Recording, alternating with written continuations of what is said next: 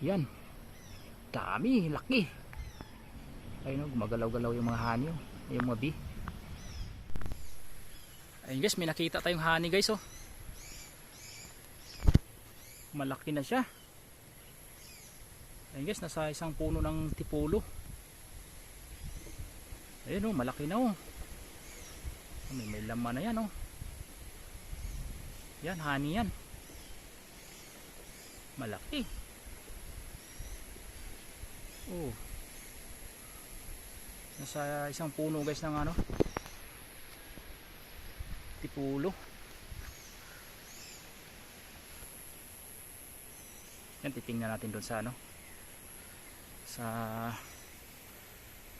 puno. Tingnan natin kung kaya nating silipin. May laman na to, ah.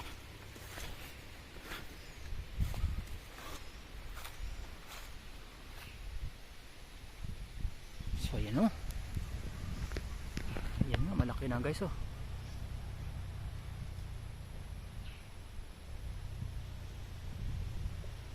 Yan, malaki na siya.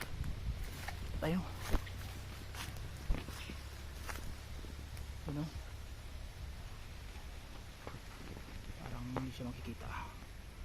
Yan, yan. Yan, malaki na siya.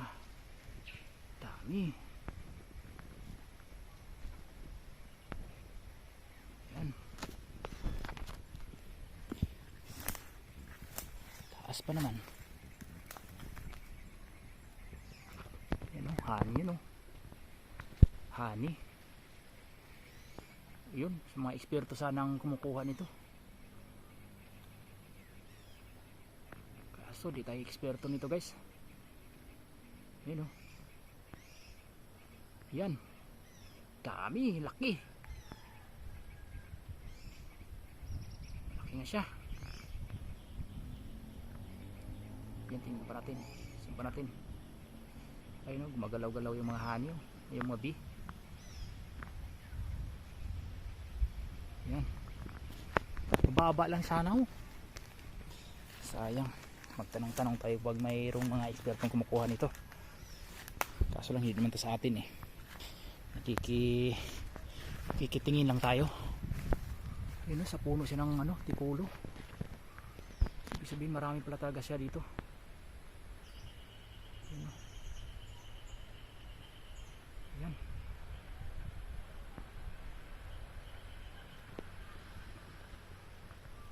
Ayun, tingnan nyo guys, oh. Gumagalaw-galaw, oh, mga bee. Yun, oh. Dami. Malaki na rin siya, oh.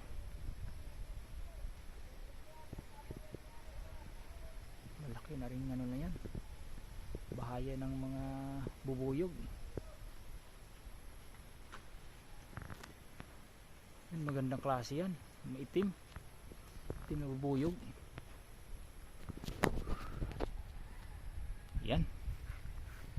Hindi natin pakialaman kay di tayo eksperto dyan.